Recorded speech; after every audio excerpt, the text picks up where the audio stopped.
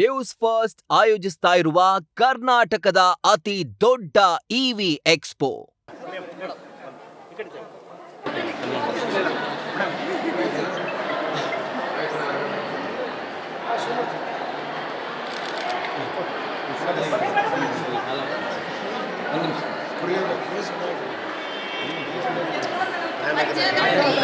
ಬರ್ತಾರೆ. ನಾಳೆ ಇಲ್ಲೇ ಇರ್ತಾರೆ.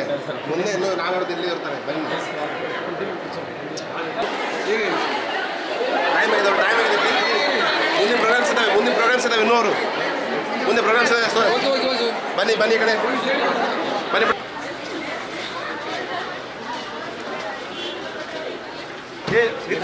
ಅಮ್ಮ ಸರಿ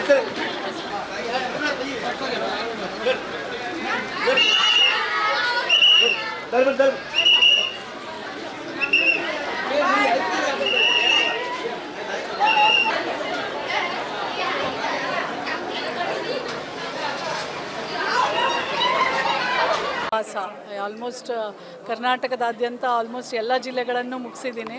ಇನ್ನು 4-5 ಜಿಲ್ಲೆಯಲ್ಲಿ ಕೊಪ್ಪಳ ಒಂದು. ಸೊ ಕೊಪ್ಪಳ ಇವತ್ತು ನಾಳೆ ನಾಡಿದ್ದು ನಮ್ಮ ವಿದ್ಯಾರ್ಥಿನಿಯರ ಜೊತೆ ಕಾನೂನಿನ ಅರಿವಿನ ಕಾರ್ಯಕ್ರಮ, ಅವರ ಸಮಸ್ಯೆಗಳಿಗೆ ಸ್ಪಂದಿಸುವಂಥದ್ದು, ಮತ್ತು ತಾಲೂಕು ಆಸ್ಪತ್ರೆ, ಜಿಲ್ಲಾ ಆಸ್ಪತ್ರೆಗಳು, ಸ್ಟೇಷನ್ನು, ಪೊಲೀಸ್ ಸ್ಟೇಷನ್ನು, ಅಲೆಮಾರಿ ಸಮುದಾಯ, ದೇವದಾಸಿಯರು, ಮತ್ತು ಹಾಸ್ಟೆಲ್ಸ್ಗಳು, ಇವನ್ನೆಲ್ಲ ವಿಸಿಟ್ ಮಾಡ್ತೇನೆ. ಮತ್ತು 7ನೇ ತಾರೀಕು DC ಅವರ ಇದೇ ಆಫೀಸ್ನಲ್ಲಿ ಬೆಳಗ್ಗೆ 11 ಗಂಟೆಯಿಂದ ಈ ಭಾಗದ ಹೆಣ್ಣು ಮಕ್ಕಳ, ಮಹಿಳೆಯರ ಸಮಸ್ಯೆಗಳಿಗೆ ಸ್ಪಂದಿಸುವಂಥ ಒಂದು ಕಾರ್ಯಕ್ರಮ ಮತ್ತು ರಿವ್ಯೂ ನಡೆಯುತ್ತೆ. ಮತ್ತು ಸಂಜೆ ಪ್ರೆಸ್ ಮೀಟ್ ಮಾಡಿ ಬೆಂಗಳೂರು. ಈಗ ಇಲ್ಲಿರುವಂಥ ಕೆಲವು ವಿದ್ಯಾರ್ಥಿನಿಯರ ಬೇಡಿಕೆ ಅಂದರೆ ಇತ್ತೀಚೆಗೆ ಅವರಿಗೆ ಈಗ ಒಂದು ರಾಜ್ಯ ಸರ್ಕಾರದ ಒಂದು ಆದೇಶ ಇದೆ, ಈ ಕಾರ್ಮಿಕ ವರ್ಗದಲ್ಲಿ ಕೆಲಸ ಮಾಡೋರಿಗೆ ಒಂದು ದಿನ ರಜೆ ಅಂತೇಳಿ. ಇಲ್ಲಿನ ವಿದ್ಯಾರ್ಥಿನಿಯರು ಕೂಡ ಮುಟ್ಟಿನ ಸಂದರ್ಭದಲ್ಲಿ ಅವ್ರಿಗೂ ಕೂಡ ಒಂದು ದಿನ ರಜೆ ಬೇಕು, ಮತ್ತು ಶುಚಿ ಪ್ಯಾಡ್ಗಳು ಇಲ್ಲಿ ಯಾವುದೇ ರೀತಿ ಸಪ್ಲೈ ಆಗ್ತಿಲ್ಲ ಅಂತ ಅನ್ನೋದನ್ನು ಅವ್ರ ಬೇಡಿಕೆ ಕೂಡ ಈ ಮುಂದೆ ಇಟ್ಟಿರುವಂಥದ್ದು. ಖಂಡಿತವಾಗ್ಲೂ ನಾನು DC ಅವ್ರಿಗೆ ಹೇಳ್ತೇನೆ. ಈಗ ಸುಪ್ರೀಂ ಕೋರ್ಟೇ ಆರ್ಡ್ರ್ ಮಾಡಿದ್ದಾರೆ.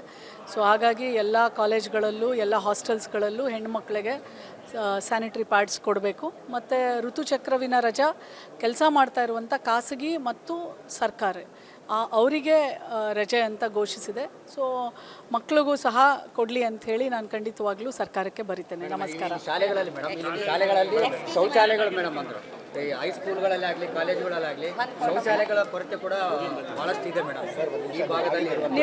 ನೀವು ಯಾವ ಸಾಕಷ್ಟು ಶಾಲೆಗಳಲ್ಲಿ ಖಂಡಿತವಾಗ್ಲೂ ನಾನು DC ಅವ್ರ ಗಮನಕ್ಕೆ ತಂದು ಪ್ರತಿಯೊಂದು ಶಾಲಾ ಕಾಲೇಜುಗಳಲ್ಲಿ ಶೌಚಾಲಯಗಳನ್ನು ಗಮನಿಸಿ ಅಲ್ಲೇನೇ ಸಮಸ್ಯೆಗಳಿದ್ರೂ ಪರಿಹಾರ ಮಾಡಿ ನಮಗೆ ಇಮಿಡಿಯೇಟ್ಲಿ ವರದಿ ಕೊಡಲಿಕ್ಕೂ ಸಹ ಹೇಳ್ತೇನೆ. Thank you.